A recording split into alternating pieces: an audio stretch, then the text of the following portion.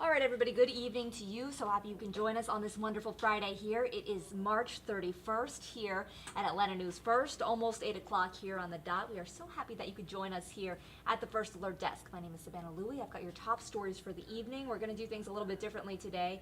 I know we usually bring you 5 stories, but what I want to do tonight is take a little bit longer on this first story. It's a pretty big deal here, and so we're only going to go over 4 stories here that are going on here in the metro Atlanta area. And we're going to start with a story that we've been following now for months. And it's a pretty disturbing story here involving several young people here over in Athens. We're talking about the deadly UGA car crash that happened in January here. Well, the reason why we're talking about it now is because Atlanta News First has obtained new video showing the moments and interviews happening right after that deadly car crash. I'm going to go ahead and show you some of that, the footage right here. So if you are not up to speed, let me help you out here real fast. These videos, these moments you're looking at here contain images showing the aftermath of the fatal deadly crash that killed UGA staffer Chandler LaCroix and UGA football player Devin Willock. Now, this all happened on January 15th, just hours after the UGA National Football Championship parade. What we have right here, we've obtained through an open records request, and it includes 8 hours of video. It's a lot of video here. To be perfectly honest, some of this video is very graphic, very disturbing, so out of respect to those people involved, and also just being mindful to you, the viewer, we're not showing all of it, of course. But the moments that you can see here show an effort to save lives. You can see in the background rescuers working on the people, the young people who were involved in this crash. You can also hear investigators trying to figure out what happened here. Our team is still going through all 8 hours of this video. Now, something else that I mentioned that I want to touch on and talk about a little bit more here is that there were several interviews conducted. They were on camera, so you can hear them, you can see them. I'm going to go ahead and play one of those interviews for you in just a minute here. And that interview is with football player Warren McClendon. McClendon was in the front passenger seat of the car that crashed. And in this video, not right here in this moment here, but in this video, you could see him walking around, wandering around the scene after that crash. Officers told him that he needed stitches, but he refused an ambulance until UGA coaching staff arrived. Now, part of the video I'm going to show you in just a minute here, you can hear police asking him what happened before the crash. He said that they were coming from downtown Athens and that they were heading to a Waffle House. I'm going to go ahead and play you the interview now. It's a very short clip with Warren McClendon being questioned by authorities right here. When you're saying we, who is we? The team was in there. Okay. But I left by myself. That's why I say we, because it's closing. Okay. We was all in there, so. When you said when we went downtown, did you have anybody else go downtown with you? Yeah, me, with my teammates,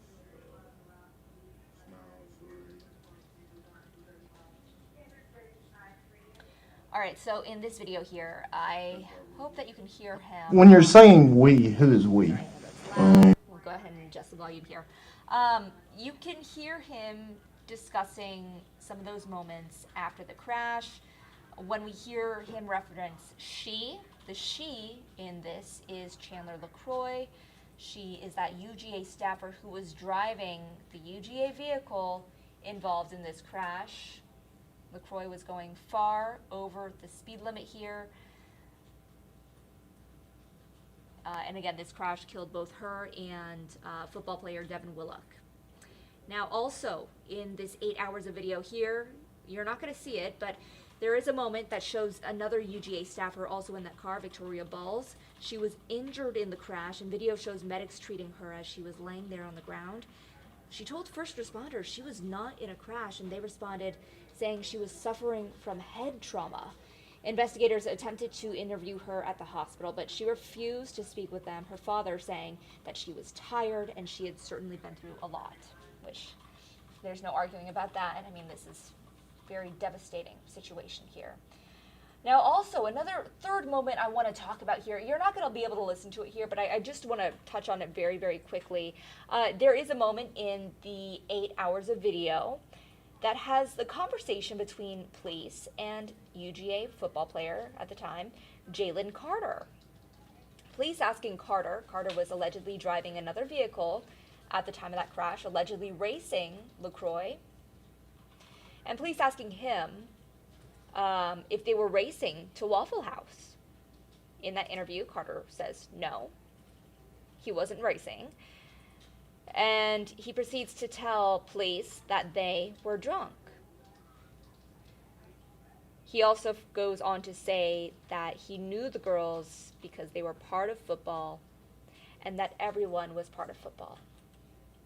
Obviously a very upsetting situation here for all people involved, and our hearts go out to everybody's family who was involved in this deadly crash, and certainly a lot to process here. We are continuing to dig through all 8 hours of that video. Again, video obtained through an open records request from Atlanta News First, and as we get more information, we are going to bring it straight to you, both on air, online at atlantanewsfirst.com and our Atlanta News First app. We're also going to have a deeper dive into these stories, or this story rather, coming up at 9 and 10 p.m. on Peachtree TV tonight, along with WANF at 11 o'clock today. I know that's a really hard one to start with, but I know it's a story that so many of you have shown interest in and that we've been following pretty closely, so I feel like we all just need to take a deep breath after that one. All right, let's move on here.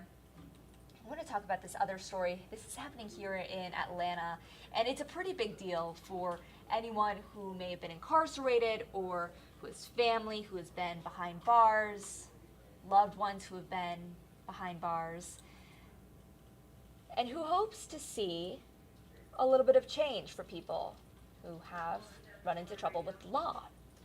Today, the City of Atlanta breaking ground on a new project. It's designed to keep people out of jail.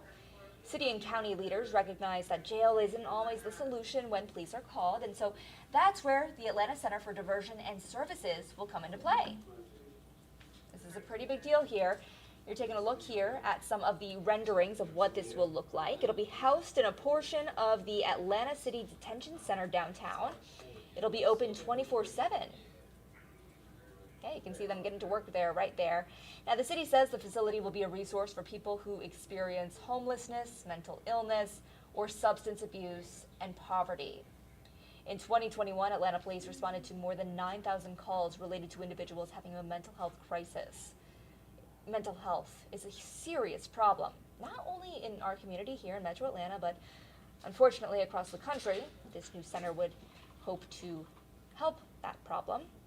Leaders say the new center will be a game changer for public safety in Atlanta. Mayor Andre Dickens speaking out today. You can see him right there. He calls it a welcoming place with a sobering center where immediate needs like food, shower, and clothing can be connected to long-term care. And police say it'll help them bring help and assistance 24/7 to save and restore lives. Now, construction is just underway, and it's not going to be here overnight, of course. Construction is expected to take 12 months, so that open date for the new center, the diversion center, is going to be sometime in 2024. No word yet on that exact date, but this is something we will continue to follow very closely, especially as we get into the new year next year and look towards the opening day for this center that leaders say is going to change thousands of lives of people here in the metro. I think that's some uplifting news. Lord knows we all need that, right? All right. It is that time of year, folks. Maybe you're getting ready to hop on a plane, go somewhere far, far away. If you are, take me with you. It is spring break time. Thousands, tens of thousands, hundreds of thousands of people passing through Atlanta's Hartsfield-Jackson International Airport today. Atlanta News First was at the airport, saying hello to some of those folks. Look, you can see it right here on your screen. Today is the busiest day for travelers when it comes to the spring break travel period. Airport officials expecting more than 300,000 passengers to pass through Hartsfield-Jackson alone today, and more than 4 million over this 2-week period. Right now, I want to give you a heads up. You're looking at construction here on the north parking deck, along with other areas around the airport. So if you are planning on traveling, you might want to consider parking off-site at one of the park and ride locations and shuttling over to the airport. You also might want to consider maybe Uber or Lyft. Those are always good options. You can also expect travel delays if you plan to drive to your destination. Thousands of more people are hitting the roads this week. We saw major traffic delays earlier today in the metro area, and weather could also be a major factor here. We're going to have meteorologist Patrick P. join us in just a couple of minutes here. He's going to have more on the forecast. But right now, severe storms are expected in the Midwest through Saturday morning, as well as along the eastern seaboard for people heading to the beaches. Hopefully, no rain or snow or sleet or crazy wind wherever you're heading. Hopefully nothing but a good, relaxing time. And even if the weather is not great, I'm sure you can stay indoors and find something relaxing to do. That doesn't involve work. We all need a break. Don't we? All right, guys. Let's see. Final story of the night. I am so excited about this. You know, whenever we have a story about young people doing something pretty cool, it just warms my heart, and I know many of you feel the same way. And we are so proud of our students over in Jonesboro tonight. A marching band in Clayton County is officially selected to perform in the Macy's Thanksgiving Day Parade in New York City. You're taking a look at them right here. They're moving and grooving. This is who you want to see in the parade, right? This is a huge honor. You're looking at the students at Jonesboro High. They found out today they will have the honor of a lifetime. Let's go back and see if we can bring back some of that video. I want to see those kids. Yeah, nope. You don't want to see me. We want to look at them. There we go. Okay. Macy's staff worked with the school officials in secret for more than a month to surprise the kids today, and they were selected out of hundreds of applicants nationwide. It's something that no one is taken lightly. They are just one of 10 marching bands performing in the Thanksgiving parade. And again, we are so proud of our Jonesboro students. Guys, congratulations to you. And on that note, I hope all of you guys are having a wonderful Friday evening here. All right, 8:11. I think I did pretty good with time. I don't want to pat myself on the back, but I'm sure everybody out there is thinking it. All right, guys. Let's get over to my good friend, Mr. Patrick Pete. But now before a beautiful look at our skyline here, look at that beautiful Metro Atlanta skyline with people heading to and fro. Where do you think they're heading? Maybe out to dinner, maybe out for spring break? Patrick Pete, what do you think? I think they're going to a nice rooftop because Ooh. it feels pretty nice out there. I mean, it's a little cloudy, but temperatures near 70 degrees across most of the region. Yeah, it's a nice evening for a rooftop vibe. I'm going to go join them. You think I have enough time? We're on air in 50 minutes. You think I have enough time to go down and get back in time? I do not think so, but maybe you could grab me a burger. I got you. I know you're hungry. Poor I'm Patrick. We hungry. make him wait here until 8:20 to get his food. Yeah, but you know what? I don't mind. So it is all good. Hopefully you guys are having a fantastic Friday evening. I know that a lot of you, especially if you are a weather buff, you've probably been following the line of storms that's moving through portions of the Mid-South and the Midwest. We've been tracking multiple tornado warnings all day. Multiple of those tornadoes have been confirmed via radar, via eyewitness. We've seen videos. We've been tweeting some of those out to give you an idea of what's happening out west. That same line of storms is going to be pushing towards the east as we head into the early morning hours tomorrow. Now, we are expecting gradual weakening of this line, but there is still going to be enough energy present with this for us to get some severe weather. So the extreme northwestern corner of our state and our area has that level 2 out of 5 risk for strong storms. That's going to include folks that are in Chattooga County. That's going to stretch down to Rome and Polk counties, Floyd County. Meanwhile, a level 1 is in effect for the rest of us, but the risks are the same. So we're talking about frequent lightning embedded in these thunderstorms. They're going to have the potential to put down some heavy rain really quick. We're already seeing evidence of that. Damaging wind gusts are our primary concern here, but we cannot rule out any of those winds rotating. So there is at least that low-level potential for isolated tornadoes as we head through the first half of your Saturday. So we want you to be weather aware, and if you are watching us right now on Roku, wherever, in the upper corner of your screen, there is a QR code that you can actually scan and download the First Alert Weather app. That app will not only keep you abreast of temperatures, but it's going to tell you when rain is moving in, light rain, heavy rain. It's going to tell you when lightning is moving into your area. It's going to tell you half a mile away, 10 miles away. It's going to give you that update. Not to mention, most importantly, it's going to send you critical warnings whenever strong storms, tornadoes are moving into your area. It's going to give you that alert as soon as you are entered into that polygon. It's going to give you that first alert.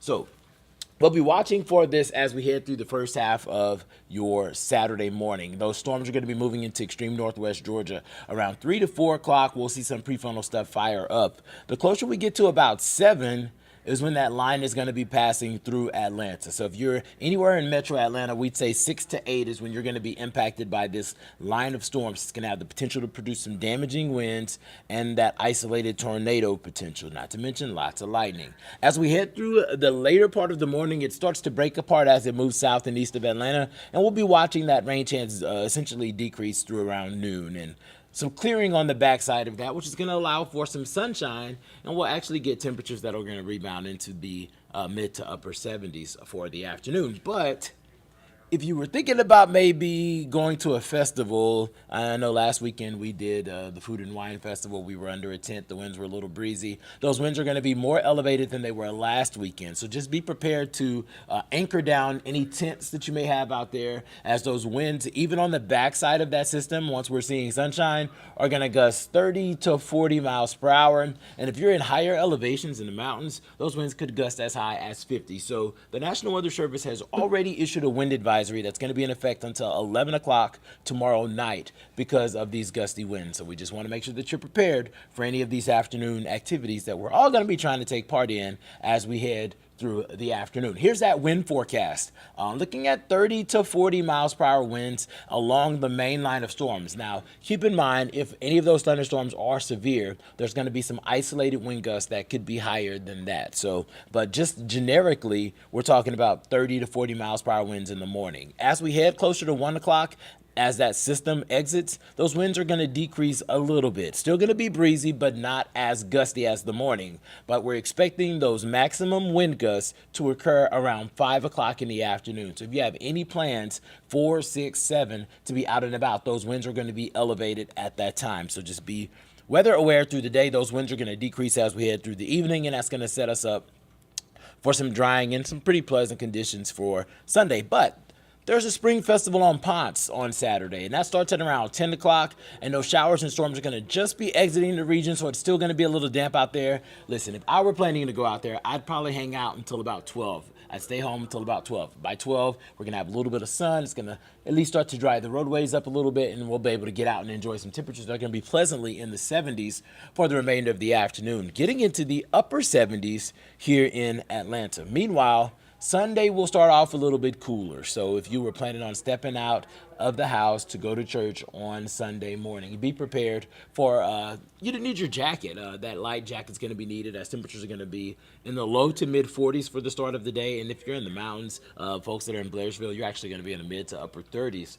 for the start of your Sunday. But the afternoon numbers will trend a little bit milder. I still think if you were thinking about doing a patio situation on Sunday, sweater weather is going to be kind of the theme you're going to want to go with, because we're going to be hovering near 60 degrees at 12.